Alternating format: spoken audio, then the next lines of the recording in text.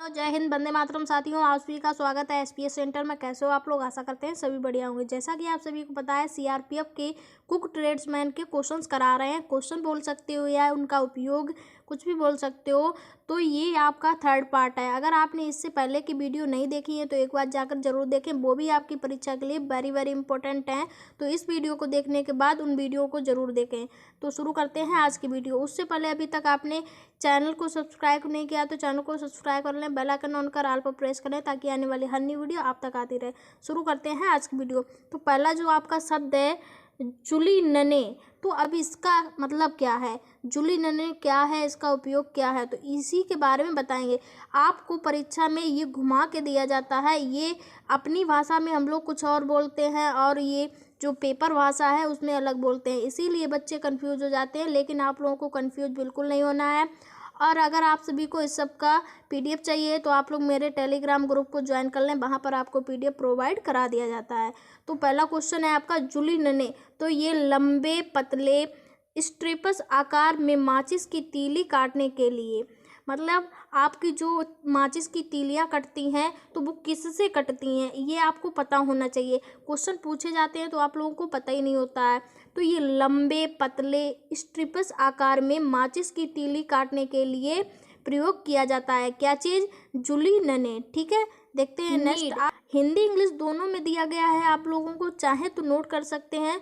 तो आपका ये नीड दिया गया है, तो इसका क्या होता है? तो ये एक मिलनसार द्रव्यमान बनाने के लिए, मतलब जो आप लोग द्रव्यमान जैसे किसी चीज़ को मिक्स करके बनाते हो उसे हम लोग द्रव्यमान बोलते हैं। लिए हाथों से या मिक्सर में एक साथ आटा मिलाएं। जैसे कि कोई चीज़ है, अगर हम लोग एक साथ मिलाते हैं उसे मिक्स, तो हाथों से सही से नहीं मिल पाता है, तो इससे नीड की मदद से आप लोग आसानी से मिला सकते हैं। क्लियर? नेक्स्ट है मैसरेट। मैसरेट क्या होता है? तो ये एक सुगंधित तरल में भिगोने के लिए आमतौर पर फल को संदर्भित करता है। मतलब ये एक सुगंधित तरल में भिगोने के लिए, जैसे कोई चीज़ है अगर आप लोग उसे भिगोते हैं तो उसे, मतलब जो उसकी सुगंध होती है उसे ना जाए। जैसे किसी भी फूल को ले लो आप, अगर फूल को आप पानी में डाल दे तो अगर आप लोग चाहते हैं कि इसका जो खुशबू है वो ना जाए तो आप लोग मैसरेट का प्रयोग करते हैं, तो उसकी जो खुशबू है या कोई भी फल है तो वो वैसा का वैसा ही रहेगा, उसमें कोई भी फर्क नहीं पड़ेगा। कि सिर्फ उसकी खुशबू के लिए है ये मैसरेट। क्लियर? नेक्स्ट है मैरिनेट। तो अभी मैरिनेट क्या है? तो एक सुगंधित तरल में भिगोने के लिए आमतौर पर मांस, मुर्गी या मछली को संदर्भित करता है। अब ये मैरिनेट ये मछलियों के लिए है, और मांस मरी जो लोग मांसाहारी होते हैं वो इसका प्रयोग करते हैं। आप लोगों ने देखा होगा खाना रख देते हैं तो उसमें महक ना आए किसी भी तरह की, इसलिए वो लोग मैरिनेट का प्रयोग कर देते हैं। और वो अभी जो बताया था वो आपका फल और फूलों के लिए प्रयोग किया जाता है। तो क्लियर? नेक्स्ट है मिन्स। तो मिन्स क्या है? तो छोटे टुकड़ों में काटने के लिए आमतौर पर चाकू से, जैसे कोई चीज़ आप लोग काटते हैं चाकू से और छोटे छोटे टुकड़ों में, तो अगर किसी भी चीज़ से अगर वो कट ना रहा हो तो मिन्स मिलाने से वो बहुत जल्दी कट जाता है। क्लियर? नेक्स्ट है पारवाइल। अब पारवाइल क्या होता है? तो ये उबाल कर आंशिक रूप से पकाने के लिए आमतौर पर एक और विधि द्वारा अंतिम खाना पकाने के लिए भोजन को तैयार किया जाता है। इसे पारवाइल जो होता है, इससे खाना उबालते हैं, जैसे पकाते हैं आंशिक रूप से खाना पकाने तक, मतलब फुल खाना पकाने तक। इस विधि के हिसाब से आप लोग अंतिम खाना तक भोजन तैयार, जैसे पारवाल एक ऐसी विधि होती है जिससे आप पूरा खाना बना सकते हैं, इससे पढ़ के। ठीक है, अगला है पोच। तो पोच क्या होता है? बस कवर करने के लिए मुश्किल से तरल में बहुत कम गर्मी पर धीरे पकाने के लिए। जैसे कोई चीज़ है आप लोग जो एकदम से आपको नहीं पकानी है, धीरे धीरे करके पकानी है। अब आप लोग एकदम से तेज़ आंच कर दोगे तो वो तो जली जाएगी, तो लेकिन आपको आंच तेज़ रखनी है और चीज़ को भी धीरे धीरे से पकाना है, तो आप लोग पोच का प्रयोग कर सकते हैं। अगर आप लोग पोच का प्रयोग करेंगे तो आप लोग आसानी से उसे धीरे धीरे से पका सकते हैं, अच्छे से पकेगी, वो भी तेज़ आंच में। ठीक है, नेक्स्ट है पूरी। तो इसे तो आप सभी लोग जानते हैं। पूरी तरह से चिकन होने तक, मतलब चिकन होने तक भोजन को पीसने के लिए आमतौर पर फूड प्रोसेसर, ब्लेंडर, छलनी या फूड मिल में, जैसे ज़्यादातर ब्लेंडर, छलनी या फूड मिल, फूड प्रोसेसर में ये देखने को मिलती है। जैसे किसी चीज़ को ये पीसने के काम आती है। ठीक है। नेक्स्ट है रिफ्रेशर। तो रिफ्रेशर क्या होता है?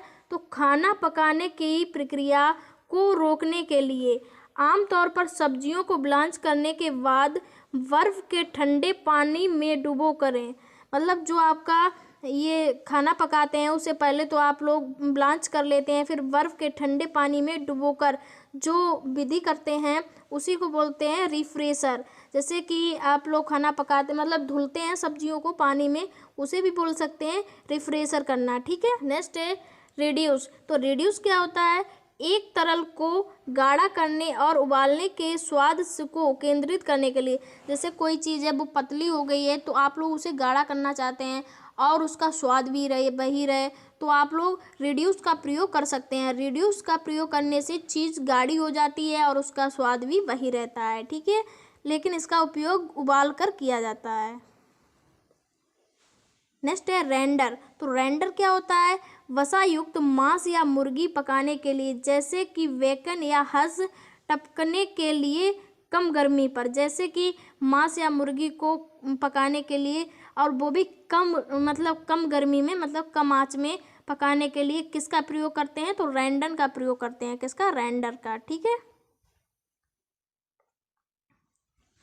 नेक्स्ट है रोस्ट। तो रोस्ट क्या होता है? एक ओवन में सूखी गर्मी के साथ खुला मांस या पोल्ट्री एक बड़े टुकड़े में को पकाने के लिए। जैसे कि आप लोगों ने देखा होगा ओवन में लोग ऐसा ही खुला मांस पकाने के लिए डाल देते हैं, लेकिन उसे मतलब अच्छे से पकाने के लिए पोल्ट्री एक बड़ा टुकड़ा है और वो आसानी से पक नहीं रहा है ओवन में, तो आप लोग उसमें रोस्ट को डाल दें तो वो सूखा ही और अच्छा भी पक जाएगा। किससे? रोस्ट के डालने से ओवन में ही सूखा भी रहेगा और अच्छे से पक भी जाएगा। ठीक है। नेक्स्ट है साउथ पैन फ्राई। क्या? South pan fry. तो ये अपेक्षाकृत उच्च ताप पर वसा की थोड़ी मात्रा में भोजन पकाने के लिए। जैसे कि अपेक्षाकृत उच्च ताप मतलब ज़्यादा ताप भी है, वसा की थोड़ी मात्रा है, मतलब चीज़ कम है और ताप ज़्यादा है, तो भोजन पकाने के लिए उस टाइम पर आप साउथ पैन फ्राई का प्रयोग करते हैं तो ज़्यादा ताप पर थोड़ी चीज़ को आसानी से पका सकते हैं। किसकी मदद से? साउथ पैन फ्राई की मदद से। क्लियर? नेक्स्ट है आपका स्क्लैड। तो स्क्लैड क्या होता है? तो ये लगभग एक फोड़ा करने के लिए तरल को गर्म करने के लिए, जब तक किनारे के आसपास बुलबुले बनने शुरू ना हो जाएं। जैसे कोई चीज़ है अगर आप लोग उसे बनाते हैं लेकिन उसे तरल को गर्म करने के लिए जब तक किनारे में आसपास जैसे बुलबुले उबाल सा ना आने लगे, उसका प्रयोग उसी में करते हैं स्क्लैड का। ठीक है। नेक्स्ट है शेयर। तो शेयर क्या होता है? मांस के रस में सील करने के लिए उच्च गर्मी पर त्वरित पाक करके मांस की सतह को भूरा करना। ये जैसे आप लोग शेयर जो होता है मांस के रस को सील, जैसे उसे सील देते हैं मतलब पैक कर देते हैं, फिर उसे उच्च गर्मी मतलब ज़्यादा गर्म पर त्वरित पाक करके मांस की सतह को भूरा करना, मतलब उस चीज़ को भूरे करने के लिए शेयर का प्रयोग करते हैं। क्लियर? नेक्स्ट है आपका श्रेड। तो श्रेड क्या होता है? चाकू या ग्रेटर के साथ स्क्रीन स्ट्रिप में भोजन काटने के लिए। जैसे कि आप लोग चाकू या ग्रेटर के साथ स्क्रीन स्ट्रिप से जो भोजन काटते हैं उसमें ही श्रेड का प्रयोग किया जाता है। किसका? श्रेड का। क्लियर? नेक्स्ट आपका है सिमर। तो सिमर क्या होता है? उबलते बिंदु के ठीक नीचे तरल में पकाने के लिए बुलबुले बनते हैं लेकिन तरल की सतह पर नहीं फटते हैं।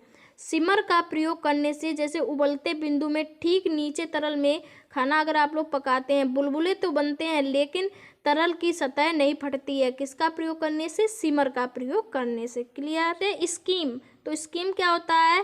तरल से सतह फोम या वसा को हटाने के लिए स्कीम का प्रयोग करते हैं। मतलब तरल से सतह फोम, जैसे सतह फोम जो होता है आपका फॉर्म, उसे हटाने के लिए, बसा से हटाने के लिए, मतलब चीज़ से हटाने के लिए स्कीम का प्रयोग करते हैं। क्लियर?